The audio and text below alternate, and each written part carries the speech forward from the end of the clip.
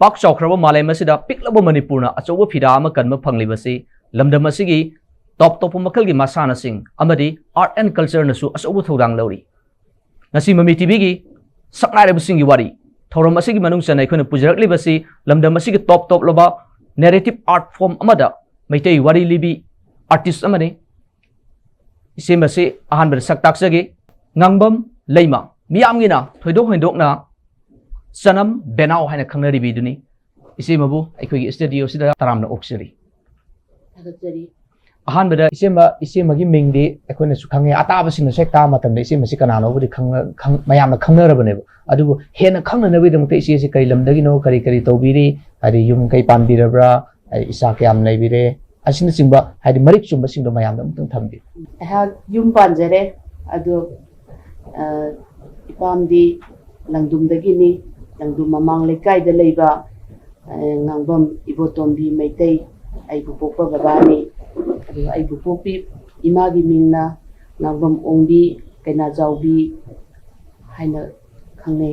aduga ai babaga imagana koi ichilinaw kunna nipani ibung mari ipanupa ama aduga koi ningol ahum yawi ningol ahum sida CN ma aina nupida tole ado hojiki oinadi ai janam chandrokta leiba janam naba chandra meidei ai bubokni aduga ai ine boki mamingna janam ongbi arambam ningon pisak masa leima haidana ani asigi mapari ahan chanupa ahan puroibeki mamingna janam Deepak Chandra Meitei mayamna nanaw haraga su khanei ado ai janam Naba Chandra Meitei ga janam ongbi pichak masa leima makoi anigi machanupa ahan asiga ai chile kun siamdana ichanupi ani leijare ichanupi hangi mamingna janam leisembi aduga ichanupi atombi sina janam Saphongbi ichanupi anigi mamingsi aigi mapuga mabokana thonbibani ado ai hoji ichanupi anisi leiraba matungda aigi hoji wari gi lamda khong thangjilakpa sidi ai kuidri 2013 da October gi date 6 da aigi takpiriba tambiriba oja irengam sanakhumba meitei da ai wari gi thaujan nijaraga wari lamsida khong thangjinjarakpani isema lamdam sigi hadi artist amoina performing art lam sida akhona khangjaningi se lamdam sida tongan ba ritual gi atra dharma karma gi hatare lai ni thabak thom pangthokko matam sida sina nupana pangthokadabani sina nupina pangthokadabani hana khaidukpagi mawong na kharasum ujaba phangdam haitare wari libi maktabu waragasu thaina khona hana disum tarakpasi ayamba nupasina perform tawrpasina ayamba na tajar ebo hojikti isi makoi gi manupi me ama thokpiraktana wari libi lamse changsin biri mayamna su sajo pinabiri haitare ado aikoina lamdam sida khaidoknariba mayam sina nupana perform tawgadamni nupina perform tawgadamni haiba performance mayam singa sida haitare ko isi magi kari mod leibi simasu nupina suna pangthokpa yai kana khanbibana kari lei adu botan khanbi anungaije yam phajaba question ne aikoigi nupa singna tawgadabana thabak thoram sini nupina tawgadabana thabak thoram sini haidana tokai tongan akoigi mamangdagi hana channel tuna kaya ama thambiramne ko adumaktu aikoina tuninjaraga koina thoram singjida khong thangjilakpa matamdadi nupana tawgadaba sinpham ngakda oirabasu ai isamak haji maitai puya wari libi haidana haji miyamgi mangda aina thogal phingjaribasi aikoidi performance oina thokjabani koigi thambiramniba ipai pusingsina aikoigi liklamsi sumaina si phawba aikoigi horak wari si phawba lei haibasi khangnanabagi damakta ipai pusingna iraga liraga thambiramba wari likhunjingje aikoina miyamda koigi art acting oina performance uthokjaraga message oina pijaba haitar koigi horak wari je henna mamutana khangbinabagi damakta adubo aikoina masigumada khong thangjile hairagasu aikoigi amai piba amana ꯏꯔꯥ ꯏꯁꯣꯟ ꯇꯧꯒꯗꯕ ꯊꯧꯔꯝꯗꯨꯗꯤ ꯑꯩꯅ ꯋꯥꯔꯤ ꯂꯤꯕꯤ ꯑꯃ ꯑꯣꯏꯔꯦ ꯍꯥꯏꯗꯨꯅꯁꯨ ꯑꯩ ꯍꯦꯛꯇ ꯃꯗꯨꯗ ꯆꯪꯁꯤꯜꯂꯒ ꯑꯩꯅ ꯏꯔꯥ ꯏꯁꯣꯟ ꯇꯧꯔꯨꯕꯒꯤ ꯃꯗꯨꯒꯤ ꯍꯛꯇꯤ ꯑꯩꯈꯣꯏ ꯅꯨꯄꯤ ꯑꯣꯏꯕꯤꯁꯤꯡ ꯋꯥꯔꯤ ꯂꯤꯕꯤ ꯑꯣꯏꯔꯒꯁꯨ ꯃꯗꯨꯗ ꯑꯗꯨꯒꯤ ꯍꯛꯇꯨꯗꯤ ꯂꯩꯖꯗꯦ ꯍꯥꯏꯕꯅ ꯊꯝꯖꯒꯦ ꯑꯗꯨꯒ ꯇꯧꯕ ꯌꯥꯏ ꯅꯨꯄꯤꯁꯤꯡꯅ ꯇꯧꯕ ꯌꯥꯕ ꯊꯕꯛ ꯊꯧꯔꯝꯁꯤꯡꯒꯤ ꯃꯔꯛꯇ ꯍꯥꯏꯇꯥꯔꯦ ꯑꯩꯈꯣꯏꯒꯤ ꯂꯥꯏꯒꯤ ꯇꯤꯟꯒꯤ ꯊꯕꯛ ꯊꯧꯔꯝ ꯀꯌꯥ ꯄꯥꯡꯂꯛꯄ ꯃꯇꯝꯗ ꯍꯧꯖꯤꯛ ꯏꯁꯦꯡ ꯁꯦꯡꯅ ꯑꯩꯈꯣꯏꯒꯤ ꯃꯥꯂꯦꯝꯗ ꯌꯥꯝꯅ ꯆꯥꯎꯅ ꯑꯩꯈꯣꯏꯒꯤ ꯆꯤꯟꯊꯣꯛ ꯋꯥꯔꯤ ꯑꯣꯏꯅ ꯑꯗꯨꯝ ꯍꯥꯏꯔꯒ ꯑꯗꯒꯤ ꯊꯕꯛ ꯑꯣꯏꯅꯁꯨ ꯑꯗꯨꯝ ꯄꯥꯡꯊꯣꯛꯅꯔꯤꯕꯁꯦ ꯑꯩꯈꯣꯏꯒꯤ ꯅꯨꯄꯥ ꯄꯣꯛꯇ꯭ꯔꯒꯗꯤ ꯑꯩꯒꯤ ꯏꯆꯥꯒꯤ ꯂꯨꯍꯣꯡꯕꯗ ꯖꯇ꯭ꯔꯥ ꯄꯨꯕ ꯌꯥꯗꯦ ꯂꯥꯏꯒꯤ ꯄꯣꯠ ꯄꯨꯕ ꯌꯥꯗꯦ ꯍꯥꯏꯅꯩꯀꯣ ꯑꯗꯨꯕꯨ ꯑꯩꯒꯤ ꯃꯁꯤ ꯃꯤꯌꯥꯝꯗ ꯑꯩ ꯊꯣꯏꯅ ꯍꯦꯟꯅ ꯑꯌꯦꯠꯄ ꯑꯀꯥꯏꯕ ꯋꯥꯍꯩ ꯍꯥꯏꯖꯔꯣꯏ ꯑꯩꯒꯤ ꯋꯥꯈꯜꯂꯣꯟꯗ ꯂꯩꯖꯕꯗꯨꯅꯤꯀꯣ ꯑꯩꯅ ꯐꯣꯡꯗꯣꯛꯆꯔꯤꯁꯦ ꯏꯆꯥ ꯅꯨꯄꯥ ꯄꯣꯛꯑꯦ ꯃꯍꯥꯛꯅ ꯃꯆꯥꯅꯨꯄꯥ ꯄꯣꯛꯄꯅꯤꯅ ꯖꯇ꯭ꯔꯥ ꯄꯨꯒꯗꯕꯅꯤ ꯍꯥꯏꯔꯒꯁꯨ ꯉꯁꯥꯏꯒꯤ ꯖꯇ꯭ꯔꯥ ꯄꯨꯒꯗꯧꯔꯤꯕ ꯅꯨꯄꯤ ꯃꯁꯛ ꯃꯇꯧ ꯐꯖꯕꯤꯗꯣ ꯃꯍꯥꯛ ꯌꯦꯛ ꯊꯣꯛꯄ ꯑꯣꯏꯔꯝ ꯇꯥꯔꯒꯗꯤ ꯃꯥꯅ ꯂꯩꯔꯤꯕ ꯃꯥꯒꯤ ꯌꯨꯝ ꯄꯥꯜꯂꯛꯏꯕ ꯃꯥꯒꯤ ꯅꯨꯄꯥꯁꯤꯒ ꯃꯥꯒ ꯌꯦꯛ ꯊꯣꯛꯅꯔꯝ ꯇꯥꯔꯒꯗꯤ ꯌꯦꯛ ꯊꯣꯛꯄ ꯅꯨꯄꯤ ꯑꯣꯏꯕꯤ ꯃꯁꯛ ꯐꯖꯕꯤ ꯋꯥꯡ ꯆꯥꯎꯕꯤ ꯃꯥꯅ ꯖꯇ꯭ꯔꯥ ꯄꯨꯒꯗꯕꯒꯤ ꯁꯔꯨꯛꯄꯨꯗꯤ ꯃꯆꯥꯅꯨꯄꯥ ꯄꯣꯛꯇꯕ ꯅꯤꯉꯣꯟ ꯄꯣꯛꯄ ꯌꯦꯛ ꯊꯣꯛꯇꯕꯗꯨꯅ ꯖꯇ꯭ꯔꯥ ꯄꯨꯕꯅ ꯍꯦꯟꯅ ꯐꯩ ꯍꯥꯏꯕꯁꯦ ꯑꯩꯒꯤ ꯋꯥꯈꯜꯂꯣꯟꯗ ꯂꯩꯖꯩ ꯑꯗꯨꯒ ꯑꯃꯔꯣꯝꯗ ꯑꯃꯨꯛ ꯏꯆꯥ ꯄꯤꯕꯥ ꯄꯣꯛꯄꯅꯦ ꯃꯥꯗꯤ ꯃꯆꯥ ꯄꯤꯕꯥ ꯄꯣꯛꯄꯅꯤꯅ ꯂꯥꯏꯒꯤ ꯄꯣꯠ ꯃꯥꯅ ꯄꯨꯒꯗꯕꯅꯤ ꯖꯇ꯭ꯔꯥ ꯃꯥꯅ ꯄꯨꯒꯗꯕꯅꯤ ꯍꯥꯏꯔꯒ ꯃꯥꯅ ꯄꯣꯛꯂꯤꯕ ꯃꯆꯥꯅꯨꯄꯥꯗꯨꯅ ꯌꯥꯝꯅ ꯄꯣꯛꯇꯕ ꯍꯥꯏꯇꯥꯔꯦ ꯅꯤꯁꯥ ꯄꯁꯥ ꯆꯥꯁꯤꯟꯗꯅ ꯂꯩꯀꯥꯏꯒꯤ ꯊꯕꯛ ꯊꯧꯔꯝ ꯑꯃꯗ ꯌꯥꯎꯒꯅꯤ ꯈꯪꯗꯕ ꯑꯗꯨꯒꯨꯝꯂꯕ ꯌꯥꯝꯅ ꯂꯩꯕꯥꯛ ꯃꯆꯥ ꯇꯥꯗꯕꯒꯤ ꯃꯑꯣꯡꯗ ꯂꯩꯕ ꯃꯆꯥꯅꯨꯄꯥ ꯄꯣꯛꯄ ꯅꯨꯄꯤ ꯑꯣꯏꯇꯥꯔꯒꯗꯤ ꯃꯥꯅ ꯖꯇ꯭ꯔꯥ ꯄꯨꯕꯒꯤ ꯃꯍꯨꯠꯇ ꯃꯆꯥ ꯅꯤꯉꯣꯟ ꯄꯣꯛꯆꯕ ꯂꯩꯕꯥꯛꯀꯤ ꯊꯧꯒꯥꯏ ꯑꯃꯇꯪ ꯑꯗꯒꯤ ꯀꯩꯔꯣꯏ ꯂꯩꯀꯥꯏꯒꯤ ꯊꯕꯛ ꯊꯧꯔꯝ ꯑꯃꯇꯪ ꯇꯧꯔꯛꯄ ꯃꯇꯝꯗ ꯃꯥꯡꯖꯤꯟ ꯊꯥꯅ ꯃꯤꯌꯥꯝꯒꯤꯗꯃꯛꯇ ꯀꯠꯊꯣꯛꯆꯒꯦ ꯀꯥꯏꯅ ꯈꯟꯕ ꯃꯆꯥꯅꯨꯄꯤ ꯄꯣꯛꯄ ꯑꯗꯨꯒꯨꯝꯂꯕ ꯃꯧꯒꯤꯁꯤꯡꯗ ꯆꯟꯕꯤ ꯅꯨꯄꯤ ꯑꯣꯏꯕꯤꯗꯨꯅ ꯖꯇ꯭ꯔꯥ ꯄꯨꯕꯅ ꯍꯦꯟꯅ ꯐꯩ ꯍꯥꯏꯗꯅ ꯑꯩ ꯊꯝꯖꯒꯦ ꯌꯥꯝꯅ ꯑꯩꯈꯣꯏꯒꯤ ꯀꯔꯤ ꯍꯥꯏꯇꯥꯔꯦ ꯄꯣꯖꯤꯇꯤꯚ ꯑꯣꯏꯕ ꯍꯥꯏꯇꯥꯔꯦ ꯄꯣꯖꯤꯇꯤꯚ ꯑꯣꯏꯕ ꯅꯨꯄꯤꯒꯤꯁꯨ ꯑꯆꯧꯕ ꯔꯥꯏꯠ ꯃꯌꯥꯝ ꯍꯛ ꯃꯌꯥꯝ ꯑꯃ ꯂꯩꯔꯤ ꯑꯩꯈꯣꯏ ꯂꯝꯗꯝꯁꯤꯒꯤ ꯈꯨꯟꯅꯥꯏꯁꯤꯅꯁꯨ ꯃꯌꯥꯝ ꯑꯃ ꯄꯤꯗꯨꯅ ꯂꯥꯛꯏ ꯑꯗꯨꯅ ꯁꯦꯝꯗꯣꯛꯄ ꯌꯥꯕ ꯃꯈꯩꯗꯤ ꯁꯦꯝꯗꯣꯛꯁꯤ ꯑꯐꯕ ꯃꯈꯩ ꯂꯧꯁꯤꯟꯁꯤ ꯍꯥꯏꯕꯁꯤ ꯏꯆꯦꯃꯒꯤ ꯃꯣꯠ ꯑꯣꯏꯅ ꯊꯝꯕꯤꯕꯅꯦ ꯍꯥꯏꯗꯤ ꯌꯦꯡꯉꯤꯕ ꯚꯤꯌꯔ ꯈꯨꯗꯤꯡꯃꯛꯇꯁꯨ ꯍꯥꯏꯗꯤ ꯃꯁꯤꯒꯤ ꯐꯤꯂꯤꯡꯁ ꯑꯗꯨꯝ ꯐꯥꯎꯕꯁꯤ ꯑꯌꯥꯝꯕꯗꯤ ꯍꯧꯖꯤꯛ ꯃꯇꯝꯁꯤ ꯂꯩꯔꯕꯅꯦꯕꯀꯣ ꯌꯥꯝꯅ ꯅꯨꯡꯉꯥꯏ ꯏꯆꯦꯝꯕ ꯑꯗꯣ ꯏꯆꯦꯝꯕꯗ ꯑꯩꯅ ꯃꯈꯥ ꯇꯥꯅ ꯈꯪꯖꯅꯤꯡꯉꯤꯁꯤꯅ ꯍꯥꯏꯔꯤꯕ ꯑꯥꯔꯠ ꯐꯣꯝꯁꯤꯗ ꯆꯪꯁꯤꯜꯂꯛꯄ ꯃꯇꯝꯁꯤꯗ ꯅꯨꯄꯤ ꯑꯃ ꯑꯣꯏꯅ ꯇꯧꯔꯛꯄꯅꯤꯅ ꯍꯥꯏꯇꯥꯔꯦ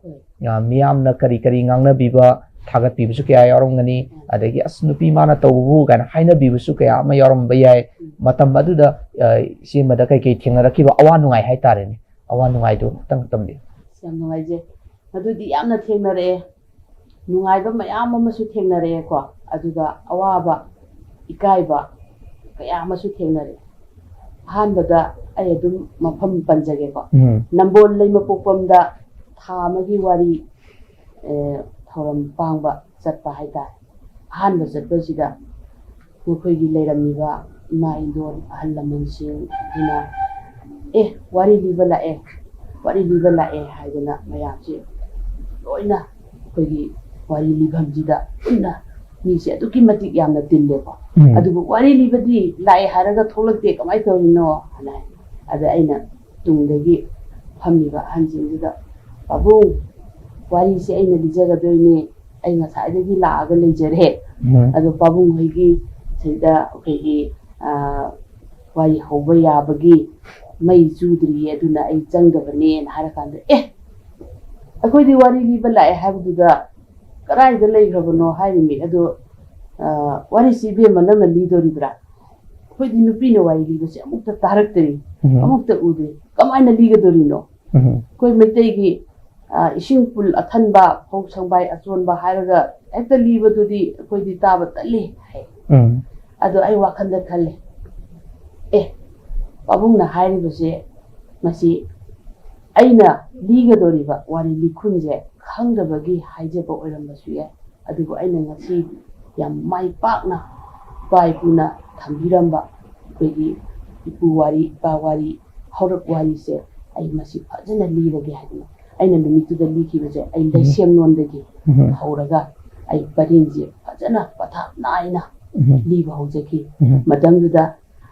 ꯋꯥꯔꯤ ꯂꯣꯏꯁꯤꯜꯂꯛꯄꯗ ꯉꯁꯥꯏ ꯑꯩꯉꯣꯟꯗ ꯍꯥꯏꯈꯤꯕ ꯄꯥꯕꯨꯡꯁꯦ ꯁꯤꯁꯤꯅ ꯑꯩ ꯆꯪꯁꯤꯜꯂꯒ ꯑꯩꯒꯤ ꯀꯣꯛꯇ ꯅꯥꯟꯊꯔꯒ ꯕꯦꯝꯃ ꯆꯥꯖꯗꯤ ꯅꯪꯅ ꯇꯧꯔꯨꯕ ꯊꯕꯛ ꯈꯨꯗꯤꯡꯃꯛꯇ ꯅꯪꯅ ꯆꯠꯂꯨꯕ ꯊꯧꯔꯝ ꯈꯨꯗꯤꯡꯃꯛꯇ ꯃꯥꯏ ꯄꯥꯛꯄ ꯑꯣꯏꯔꯣꯀꯣ ꯍꯥꯏꯗꯅ ꯑꯩꯉꯣꯟꯗ ꯊꯧꯖꯥꯜ ꯄꯤꯕꯤꯔꯝꯃꯤ ꯑꯍꯥꯟꯕꯗ ꯃꯣꯏꯅ ꯈꯜꯂꯨꯕꯒ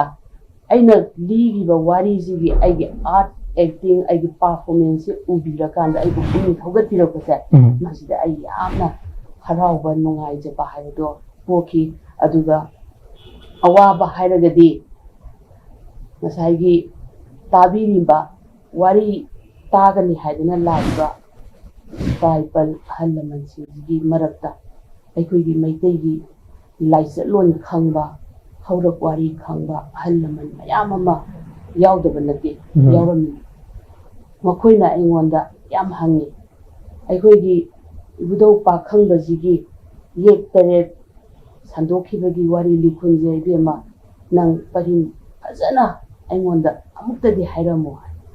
ꯑꯗꯨ ꯃꯇꯝꯗꯨꯗ ꯑꯩ ꯌꯥꯝ ꯊꯋꯥꯏ ꯋꯥꯏ ꯑꯩꯉꯣꯟꯗ ꯑꯀꯤꯕ ꯑꯃ ꯄꯣꯛꯑꯦ ꯏꯕꯨꯙꯧ ꯄꯥꯈꯪꯕꯗꯤ ꯌꯥꯝꯅ ꯂꯨꯕ ꯃꯇꯤꯛ ꯃꯌꯥꯏ ꯂꯩꯕ ꯏꯕꯨꯙꯧꯅꯤ ꯑꯗꯨꯅ ꯏꯕꯨꯙꯧꯒꯤ ꯃꯇꯤꯛ ꯃꯌꯥꯏꯁꯤ ꯑꯩꯉꯣꯟꯗ ꯏꯕꯨꯙꯧꯅꯕꯨ ꯄꯤꯅꯕꯤꯔꯒꯗꯤ ꯑꯩ ꯄꯥꯕꯨꯡꯅ ꯍꯪꯉꯛꯏꯕ ꯏꯕꯨꯙꯧꯒꯤ ꯂꯥꯏꯆꯠꯂꯣꯟꯒꯤ ꯋꯥꯔꯤ ꯂꯤꯈꯨꯟꯁꯦ ꯌꯦꯛ ꯇꯔꯦꯠꯀꯤꯁꯦ ꯃꯁꯤ ꯑꯩ ꯐꯣꯡꯗꯣꯛꯄ ꯃꯔꯤꯛ ꯆꯨꯝꯅ ꯂꯤꯕ ꯉꯝꯕ ꯑꯣꯏꯖꯒꯦ ꯍꯥꯏꯗꯅ ꯊꯃꯣꯏꯗ ꯈꯜꯂꯒ ꯑꯩꯅ ꯄꯥꯕꯨꯡ ꯃꯗꯨꯒꯤ ꯋꯥꯔꯤ ꯂꯤꯈꯨꯟꯗꯣ ꯍꯌꯦꯡ ꯋꯥꯔꯤ ꯂꯣꯏꯁꯤꯜꯂꯛꯄ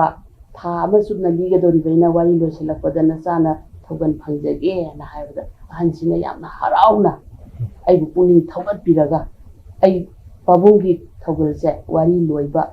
ꯅꯨꯃꯤꯠꯇꯨꯗ ꯑꯩ ꯐꯖꯅ ꯃꯄꯨꯡ ꯐꯥꯅ ꯄꯥꯕꯨꯡꯒꯤ ꯊꯃꯣꯏ ꯄꯦꯟꯅꯕ ꯑꯩ ꯁꯔꯨꯛ ꯌꯥꯖꯔꯝꯃꯤ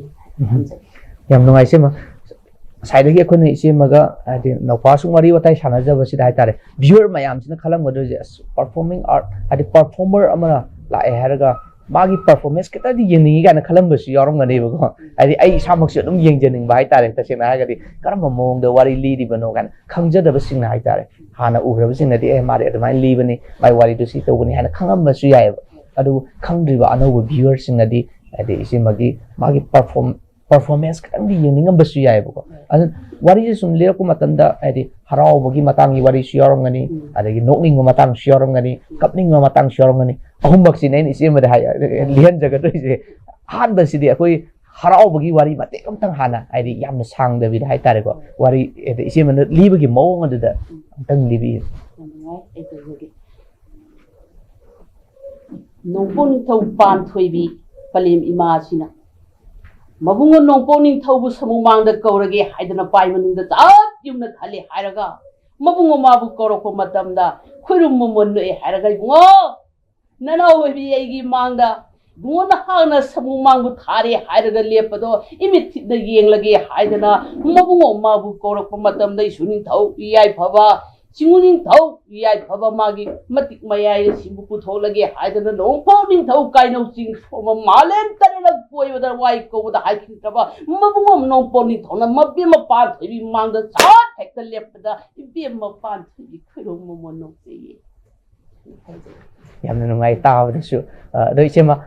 ꯑꯍꯥꯟꯕꯒꯤꯁꯤꯅ ꯂꯩꯈ꯭ꯔꯦ ꯉꯁꯥꯏ ꯑꯩꯅ ꯍꯥꯏꯖꯈꯤꯕꯗꯣ ꯑꯅꯤꯁꯨꯕꯒꯤꯁꯤꯅ ꯑꯃꯨꯛ ꯑꯩꯈꯣꯏꯒꯤ ꯀꯔꯤ ꯍꯥꯏꯇꯥꯔꯦ ꯀꯞꯄꯒꯤ ꯃꯇꯥꯡꯒꯨꯝꯕꯗ ꯏꯆꯦꯃꯅ ꯂꯤꯕꯤꯈꯤꯕ ꯑꯝꯇꯪ ꯅꯤꯡꯊꯧ ꯌꯥꯏꯐꯕ ꯄꯂꯦꯝ ꯃꯃꯥ ꯑꯣꯏꯕꯤꯅ ꯃꯄꯥꯔꯤ ꯑꯁꯤꯕꯨ ꯃꯊꯥꯅꯨꯡꯗ ꯆꯦꯖꯦꯠ ꯀꯣꯜꯂꯦ ꯍꯥꯏꯔꯒ ꯏꯉꯥꯒꯤ ꯅꯣꯡꯂꯦꯟ ꯈꯣꯡꯕꯒꯨꯝ ꯇꯦꯡꯊꯥꯔꯛꯄꯗꯤ ꯅꯔꯥꯏ ꯅꯄꯨꯅ ꯀꯔꯤꯗ ꯁꯩꯊꯥꯔꯁꯤꯒꯦꯅꯤ ꯁꯨꯅꯤꯡꯊꯧ ꯌꯥꯏꯐꯕ ꯂꯥꯏꯔ ꯑꯇꯣꯟ ꯇꯥꯛ ꯈꯝꯂꯩꯅ ꯑꯌꯦꯡꯆꯦ ꯆꯤꯡꯉꯨ ꯅꯣꯡꯗꯝꯕꯅꯗꯤ ꯅꯣꯡꯗꯝ ꯊꯤꯅ ꯇꯝꯕꯤꯔꯝꯕꯅ ꯃꯣꯅꯨ ꯅꯨꯖꯥ ꯑꯣꯏꯕꯤ ꯑꯁꯤꯅ ꯃꯄꯥꯔꯤ ꯑꯁꯤꯕꯨ ꯃꯊꯥꯗ ꯆꯦꯖꯦꯠ ꯀꯣꯜꯂꯦ ꯍꯥꯏꯔꯒ ꯏꯃꯥꯒꯤ ꯄꯥꯔꯤ ꯂꯥꯏꯕꯛ ꯊꯤꯕꯩ ꯆꯥꯒꯤ ꯍꯩꯁꯣꯏ ꯌꯨꯄꯥꯟ ꯊꯥꯕ ꯂꯥꯏꯕꯛ ꯊꯤꯕꯤꯅꯕꯅ ꯉꯝꯂꯣꯏꯗꯧꯔꯤꯌꯦ ꯍꯌꯦꯡ ꯏꯅꯨꯡ ꯇꯩꯅ ꯉꯥꯜꯂꯦ ꯍꯥꯏꯔꯒ ꯀꯩꯔꯣꯏ ꯂꯩꯀꯥꯏ ꯀꯅꯥꯒꯤ ꯌꯨꯝꯊꯣꯡ ꯆꯠꯇꯨꯅ ꯄꯥꯔꯤ ꯏꯆꯥꯒꯤꯗꯃꯛꯇꯅꯤ ꯍꯥꯏꯗꯅ ꯁꯤꯡꯍꯦꯟꯅ ꯂꯩꯔꯥꯡ ꯅꯤꯡꯊꯤꯕ ꯇꯥꯎꯖꯤꯡ ꯍꯩꯔꯥꯡ ꯑꯊꯣꯏꯕꯕꯨ ꯊꯦꯜꯂꯦ ꯍꯥꯏꯔꯒ ꯏꯆꯥꯒꯤꯗꯃꯛꯇꯅꯤ ꯍꯥꯏꯗꯅ ꯃꯄꯨ ꯃꯥꯒꯤ ꯉꯥꯂꯧ ꯈꯥꯗ ꯏꯃꯥꯅ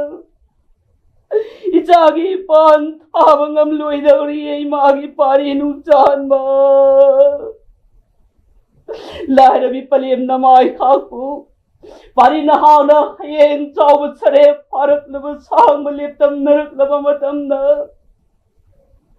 Aigi hai choi upan ha khidi haidana palim namabu warau ganu koi magi pari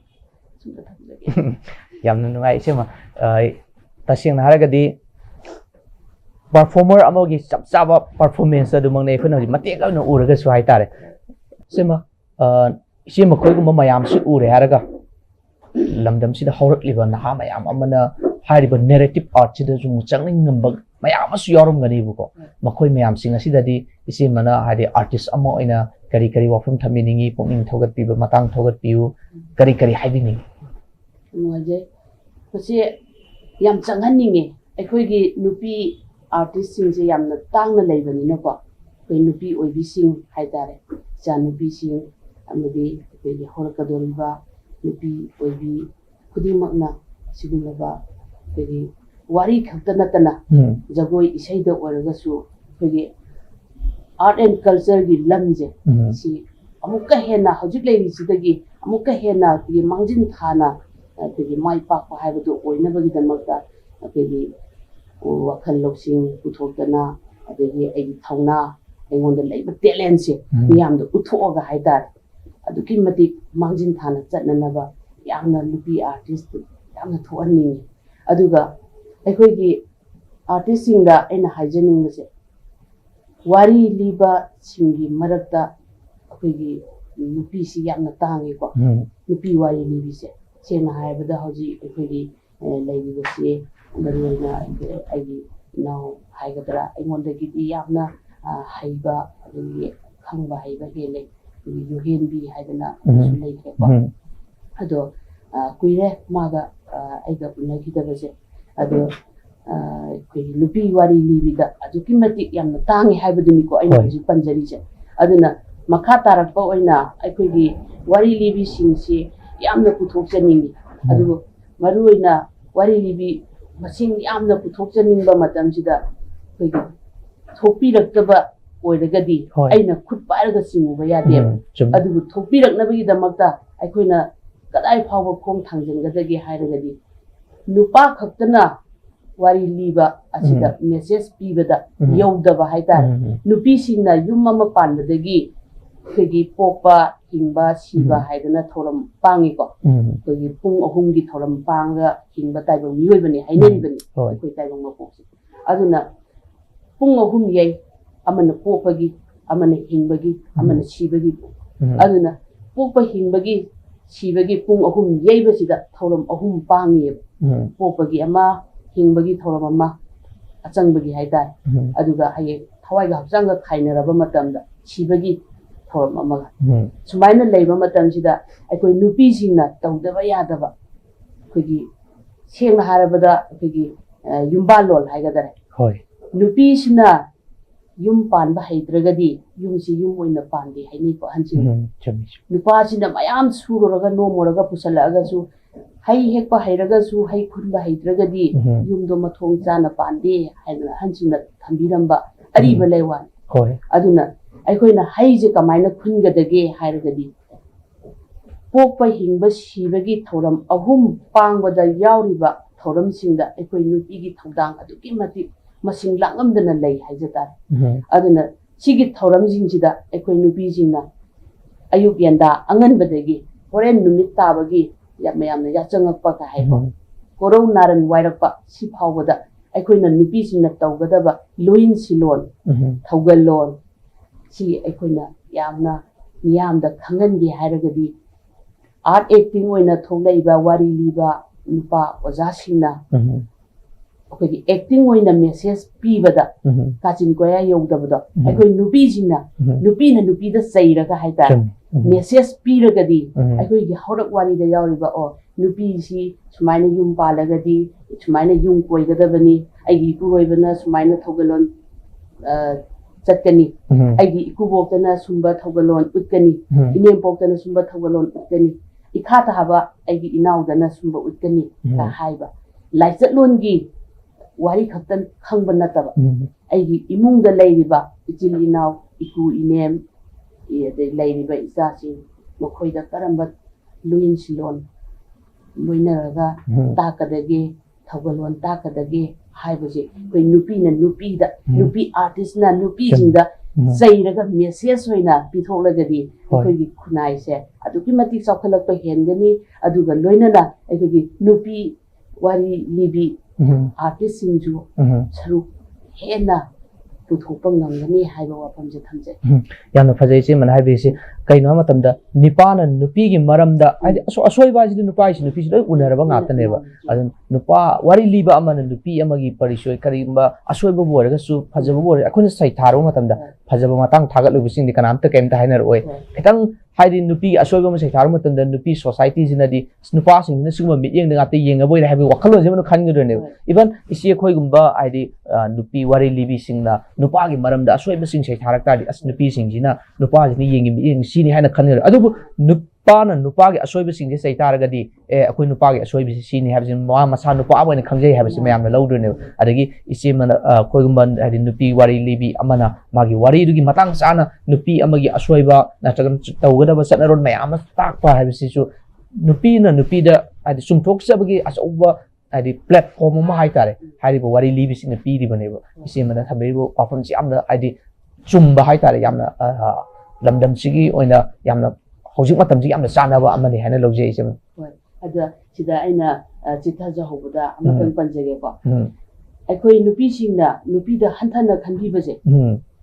nupi singna nupi da hekta aikoi gi miyuk minai satha baje hojikti khara makhai di hanthare haja tare ko aduna nupi singna nupi da thauna happy ba ma yamna chauna chum mathau tai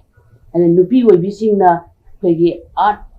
acting da changakpa performance am ulakpa matamda nupi na nupi singda hena support pibiba se aina yam pamje aigi mot aina aduga khoigi nupi singjida haitare ko aikoina sumaina wari likhunje lirubada pamdaba nupi singna su tabi daba su leithoki basu kayama thengna jare aina thoram yam chatpada ko adugo ai saujate aigi wakhanda khalle o ꯑꯩꯈꯣꯏꯒꯤ ꯍꯧꯔꯛ ꯋꯥꯔꯤꯁꯦ ꯃꯥꯅ ꯃꯃꯨꯠ ꯇꯥꯅ ꯈꯪꯕ ꯌꯧꯗꯕꯒꯤ ꯃꯥꯅ ꯇꯥꯅꯤꯡꯗꯕꯅꯤ ꯑꯗꯨꯕꯨ ꯃꯥ ꯃꯨꯟꯅ ꯋꯥꯔꯤ ꯋꯥꯈꯣꯡꯁꯦ ꯑꯩꯈꯣꯏꯅ ꯃꯔꯤꯛ ꯆꯨꯝꯅ ꯍꯥꯏꯔꯀꯥꯟꯗ ꯂꯤꯔꯀꯥꯟꯗ ꯃꯥ ꯁꯣꯏꯗꯅ ꯇꯥꯅꯤꯡꯉꯛꯀꯅꯤ ꯍꯥꯏꯕ ꯋꯥꯈꯜꯂꯣꯟꯗꯨꯗꯤ ꯑꯩꯈꯣꯏꯒꯤ ꯊꯃꯣꯏꯗ ꯑꯗꯨꯃꯛ ꯄꯨꯔꯒ ꯂꯥꯛꯆꯩꯌꯦꯕꯀꯣ ꯑꯗꯨꯒ ꯂꯣꯏꯅꯅ ꯑꯩꯅ ꯑꯔꯣꯏꯕꯗ ꯑꯩꯅ ꯊꯝꯖꯅꯤꯡꯕꯁꯦ ꯑꯩꯈꯣꯏꯒꯤ ꯅꯨꯄꯤꯁꯤꯡꯁꯤꯅ ꯆꯥꯎꯈꯠꯄꯁꯤ ꯌꯥꯝꯅ ꯄꯥꯝꯃꯤ ꯑꯩ ꯏꯁꯥꯃꯛꯁꯨ ꯄꯥꯝꯃꯤꯀꯣ ꯑꯩꯈꯣꯏ ꯂꯣꯏꯅꯃꯛ ꯅꯨꯄꯤꯗ ꯅꯠꯇꯦ ꯅꯨꯄꯥ ꯏꯆꯥ ꯏꯁꯨ ꯂꯣꯏꯅꯃꯛ ꯂꯩꯔꯤꯕ ꯃꯥꯂꯦꯝꯗ ꯂꯩꯔꯤꯕ ꯈꯨꯗꯤꯡꯃꯛꯁꯦ ꯑꯩꯈꯣꯏꯅ ꯍꯦꯟꯅ ꯆꯥꯎꯈꯠꯄꯁꯦ ꯂꯣꯏꯅꯃꯛ ꯃꯥꯡꯖꯤꯟ ꯊꯥꯕꯁꯦ ꯂꯣꯏꯅ ꯄꯥꯝꯖꯩꯌꯦꯕ ꯁꯨꯃꯥꯏꯅ ꯑꯩꯈꯣꯏꯅ ꯃꯥꯡꯖꯤꯟ ꯊꯥꯕ ꯄꯥꯝꯃꯤꯕ ꯁꯨꯃꯥꯏꯅ ꯑꯩꯒꯤ ꯍꯧꯔꯛꯄꯒꯤ ꯋꯥꯔꯤ ꯂꯤꯈꯨꯟꯁꯦ ꯁꯤꯁꯨ ꯃꯥꯡꯖꯤꯟ ꯊꯥꯅ ꯄꯨꯈꯠꯅꯤꯡꯕ ꯍꯥꯏꯇꯥꯔꯦ ꯅꯨꯄꯤ ꯑꯃ ꯑꯣꯏꯅ ꯑꯩꯒꯤ ꯋꯥꯈꯜꯂꯣꯟꯗ ꯂꯩꯖꯕꯁꯦ ꯑꯗꯨꯅ ꯏꯄꯥꯅ ꯏꯄꯨꯅ ꯊꯝꯕꯤꯔꯝꯕ ꯂꯤꯛꯂꯝ ꯂꯤꯈꯨꯟꯁꯤꯡꯁꯦ ꯈꯪꯖꯔꯦ ꯍꯥꯏꯔꯒꯁꯨ ꯊꯥꯏꯅꯒꯤ ꯆꯠꯅꯕꯤꯗ ꯍꯟꯖꯤꯜꯂꯒ ꯂꯩꯁꯤ ꯍꯥꯏꯕꯒꯤ ꯋꯥꯈꯜꯂꯣꯟꯗꯨꯗꯤ ꯅꯠꯆꯗꯦꯕ ꯆꯥꯎꯈꯠꯄꯗꯤ ꯑꯗꯨꯃꯛ ꯌꯥꯎꯁꯤ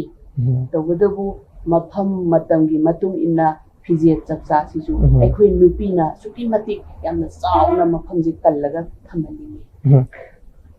ꯏꯆꯦ ꯑꯃꯅꯁꯨ ꯊꯝꯕꯤꯔꯤ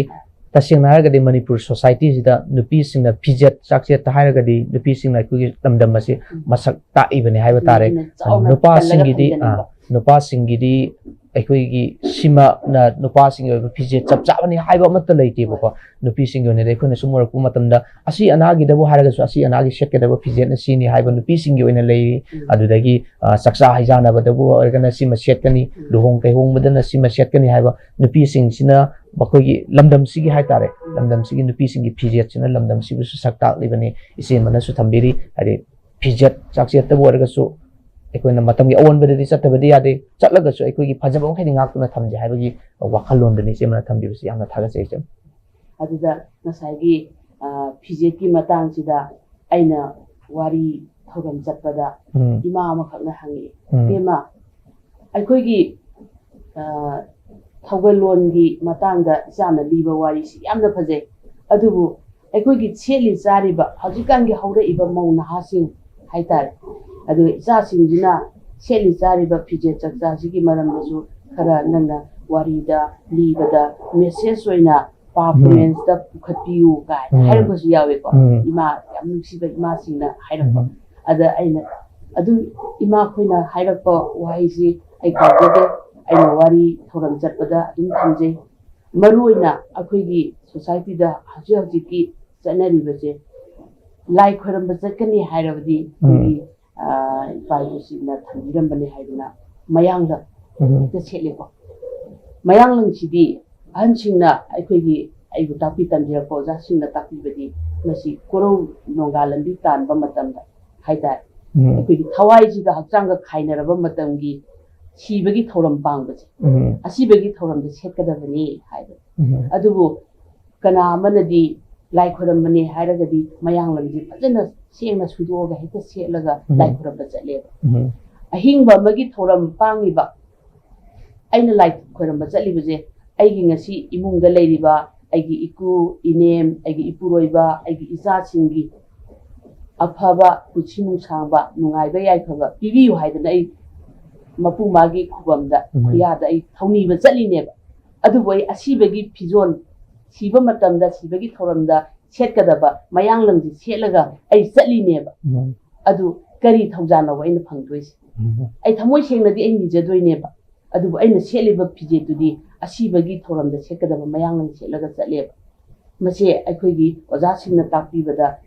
ꯑꯁꯤꯕꯒꯤ ꯊꯧꯔꯝꯗ ꯁꯦꯠꯄꯒꯤ ꯐꯤꯖꯣꯜ ꯑꯃ ꯑꯗꯨꯒ ꯑꯆꯪꯕꯒꯤ ꯐꯤꯖꯣꯜꯗꯗꯤ ꯂꯥꯏ ꯍꯔꯥꯎꯕꯁꯦ ꯑꯆꯪꯕꯒꯤꯅꯤꯀꯣ ꯎꯃꯪ ꯂꯥꯏ ꯍꯔꯥꯎꯕꯗ ꯂꯥꯏꯅꯤꯡꯊꯧ ꯂꯥꯏꯔꯦꯝꯕꯤꯒꯤ ꯐꯤꯖꯣꯜꯁꯤꯗ ꯌꯦꯡꯕꯗ ꯏꯃꯥꯅ ꯐꯅꯦꯛ ꯃꯄꯥꯟ ꯅꯥꯏꯕ ꯁꯦꯠꯂꯤ ꯏꯁꯥ ꯏꯄꯨꯗ ꯇꯨꯡꯒꯥ ꯐꯅꯦꯛ ꯁꯦꯠꯂꯤꯀꯣ ꯃꯁꯤ ꯀꯅꯥ ꯑꯃꯠꯇꯅ ꯊꯥꯏꯅꯗꯒꯤ ꯀꯛꯄ ꯌꯥꯔꯛꯇ꯭ꯔꯕ ꯑꯩꯈꯣꯏꯒꯤ ꯊꯧꯑꯣꯡꯅꯦꯕ ꯑꯗꯨꯅ ꯍꯔꯥꯎꯕꯒꯤ ꯃꯇꯝꯗ ꯏꯃꯥꯅ ꯁꯦꯠꯂꯤꯕ ꯐꯅꯦꯛ ꯃꯄꯥꯟ ꯅꯥꯏꯕꯁꯦ ꯃꯁꯤ ꯑꯩꯈꯣꯏꯒꯤ ꯍꯔꯥꯎꯕꯒꯤ ꯍꯤꯡꯕꯗ ꯆꯪꯕ ꯅꯨꯡꯉꯥꯏꯕ ꯌꯥꯏꯐꯕ ꯄꯨꯟꯁꯤ ꯅꯨꯡꯁꯥꯡꯕꯒꯤ ꯊꯧꯅꯤꯕ ꯃꯇꯝꯗ ꯁꯦꯠꯀꯗꯕ ꯐꯤꯖꯣꯜꯅꯤ ꯍꯥꯏꯕꯁꯦ ꯏꯃꯥꯅ ꯇꯥꯛꯏꯅꯦꯕ ꯑꯗꯨꯅ ꯑꯩꯈꯣꯏꯒꯤ ꯍꯔꯥꯎ ꯃꯊꯣꯏ ꯀꯥꯕ ꯃꯇꯝꯗꯅ ꯅꯨꯡꯉꯥꯏ ꯌꯥꯏꯐꯅ ꯄꯥꯟꯕ ꯃꯇꯝꯗ ꯍꯔꯥꯎꯕꯒꯤꯗ ꯍꯧꯖꯤꯛ ꯑꯩꯈꯣই ꯃꯔꯥ ꯂꯨꯍꯣꯡꯕꯗ ꯐꯖꯕ ꯐꯤꯖꯦꯠ ꯁꯦꯠꯂꯤꯀꯣ ꯑꯗꯨꯕꯨ ꯉꯁꯥꯏ ꯑꯩꯅ ꯍꯥꯏꯖꯅꯤꯡꯕꯁꯦ ꯂꯥꯏ ꯈꯣꯏꯔꯝꯕ ꯆꯠꯄ ꯃꯇꯝꯗ ꯂꯥꯏꯕꯨꯡ ꯀꯥꯕ ꯃꯇꯝꯗ ꯏꯃꯥ ꯏꯕꯦꯟꯁꯤꯡ ꯏꯆꯦ ꯏꯅꯦꯝꯁꯤꯡꯅ ꯃꯌꯥꯡꯂꯪ ꯁꯦꯠꯂꯒ ꯆꯠꯂꯦꯕ ꯑꯗꯨꯕꯨ ꯑꯩꯒꯤ ꯏꯆꯥꯒꯤ ꯂꯨꯍꯣꯡꯉꯛꯄ ꯃꯇꯝꯗꯗꯤ ꯃꯔꯨꯑꯣꯏꯕ ꯏꯆꯥꯒꯤ ꯆꯦꯡꯐꯨꯒꯤ ꯆꯦꯡ ꯍꯩꯗꯣꯏꯅꯤꯀꯣ ꯑꯁꯦꯡꯕ ꯐꯤꯅꯤ ꯍꯥꯏꯗꯅ ꯃꯌꯥꯡꯂꯪꯗꯨ ꯁꯨꯗꯣꯛꯑꯒ ꯆꯦꯡꯐꯨ ꯆꯦꯡ ꯍꯩꯗꯦꯀꯣ ꯉꯁꯥꯏꯒꯤ ꯊꯝꯕꯥꯜ ꯂꯩꯈꯣꯛ ꯑꯁꯦꯡꯕ ꯏꯆꯥꯒꯤ ꯂꯨꯍꯣꯡꯕꯗ ꯁꯦꯠꯅꯕꯅꯤ ꯍꯥꯏꯗꯅ ꯑꯩꯒꯤ ꯑꯁꯦꯡꯕꯁꯦ ꯂꯩꯔꯒ